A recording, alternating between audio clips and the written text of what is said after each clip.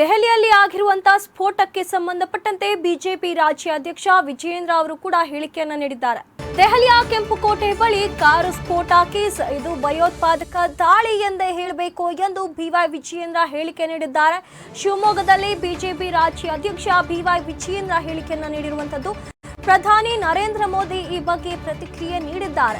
ಸಂಸತ್ ಭವನ, ರಾಷ್ಟ್ರಪತಿ ಭವನ, ಸೇನಾ ಕಚೇರಿ ಸೇರಿ ಅನೇಕ ಸ್ಥಳಗಳು ಟಾರ್ಗೆಟ್ ಆಗಿತ್ತು ಅಂತ ಹೇಳಿ ವಿಜಯೇಂದ್ರ ಅವರು ಹೇಳಿಕೆ ನೀಡಿದ್ದಾರೆ. ಈ ಸಂದರ್ಭದಲ್ಲಿ ಎಲ್ಲಾ ಪಕ್ಷಗಳು ಒಗ್ಗಟ್ಟು ಪ್ರದರ್ಶಿಸಬೇಕಿತ್ತು. ಆದರೆ ಕಾಂಗ್ರೆಸ್ ನಾಯಕರು ಮನಬಂದಂತೆ ಮಾತನಾಡುತ್ತಿದ್ದಾರೆ. ಕಾಂಗ್ರೆಸ್ಸಿಗರು ಗೃಹ ಸಚಿವರಿಗೆ ಬಳೆ ಕಳಿಸುವಂತಹ ಕೆಲಸ ಮಾಡಿದ್ದಾರೆ. ಇದೇ ರೀತಿ ಮಾಡಿದ್ರೆ ಕಾಂಗ್ರೆಸ್ಸಿಗರಿಗೆ ನಾವು ಎಷ್ಟು ಸಲ ಬಳೆ ಕಳಿಸಬೇಕಿತ್ತು, ಅದಕ್ಕಾಗಿ ಬಳೆ ಫ್ಯಾಕ್ಟರಿಯನ್ನೇ ತರಬೇಕಾಗಿತ್ತು ಅಂತ ಹೇಳಿ ಈಗ ಬಿವೈ ವಿಜಯೇಂದ್ರ ಅವರು ಹೇಳಿಕೆ ನೀಡಿದ್ದಾರೆ.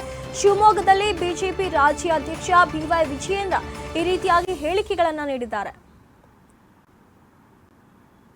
ದೆಹಲಿಯ ಕೆಂಪುಕೋಟೆಯ ಬಳಿ ನಡೆದಂತಹ ಕಾರು ಸ್ಫೋಟ ಕೇಸ್ಗೆ ಸಂಬಂಧಪಟ್ಟಂತೆ ಬಿಜೆಪಿ ರಾಜ್ಯಾಧ್ಯಕ್ಷ ಬಿವೈ ವಿಜಯೇಂದ್ರ ಅವರು ಕೆಲವೊಂದಿಷ್ಟು ಹೇಳಿಕೆಗಳನ್ನು ನೀಡಿದ್ದಾರೆ.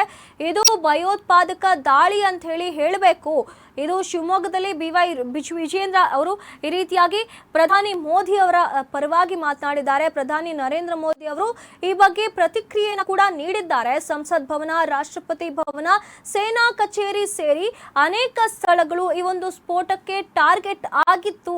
ಈ ಒಂದು ಸಂದರ್ಭದಲ್ಲಿ ಯಾವುದು ಪಕ್ಷವನ್ನ ಲೆಕ್ಕಿಸದೆ ಎಲ್ಲರೂ ಕೂಡ ಒಗ್ಗಟ್ಟನ್ನ ಪ್ರದರ್ಶಿಸಬೇಕಿತ್ತು.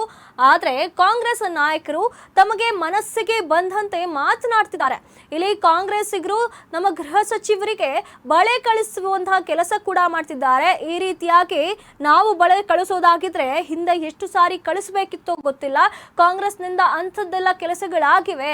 ಅದಕ್ಕಾಗಿ ನಾವೇನಾದ್ರೂ ಬಳೆ ಕಳಿಸ್ತಾ ಕೂರೋದಾಗಿದ್ರೆ ಒಂದು ಫ್ಯಾಕ್ಟರಿಯನ್ನೇ ತರಿಬೇಕಿತ್ತು ಅಂತ ಹೇಳಿ ಬಿವೈ ವಿಜಯೇಂದ್ರ ಅವರು ಈ ರೀತಿಯಾಗಿ ಹೇಳಿಕೆಯನ್ನ ಈಗ ನೀಡಿದ್ದಾರೆ.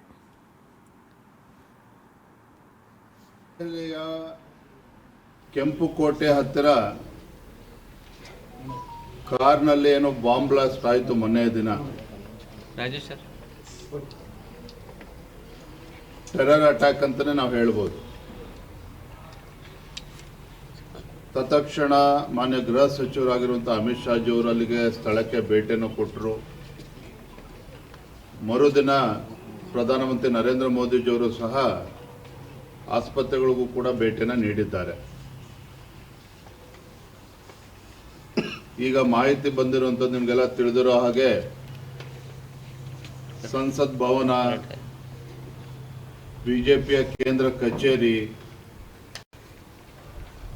ವಾಯುಪಡೆ ಕಚೇರಿ, ಸೇನೆಯ ಸೇನಾ ಭವನ, ಈ ರೀತಿ ಪ್ರಮುಖ ಸ್ಥಳಗಳು ಟಾರ್ಗೆಟ್ ಲಿಸ್ಟಲ್ಲಿ ಇತ್ತು, ಹಿಟ್ ಲಿಸ್ಟಲ್ಲಿ ಇತ್ತು ಅನ್ನೋದನ್ನು ಕೂಡ ಬಹಿರಂಗ ಆಗಿದೆ.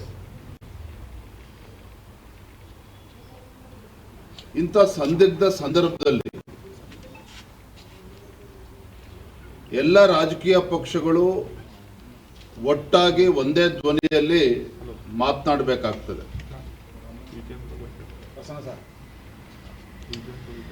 ಇಂಥ ಉಗ್ರವಾದಿ ಸಂಘಟನೆಗಳು ಇಷ್ಟು ಕೆಟ್ಟದಾಗಿ ನಡ್ಕೊಳ್ತಾ ಇರಬೇಕಾದ್ರೆ ನಾವೆಲ್ಲರೂ ಸಹ ಭಾರತೀಯರು ನಾವು ಮನೋಭಾವನೆಯಿಂದ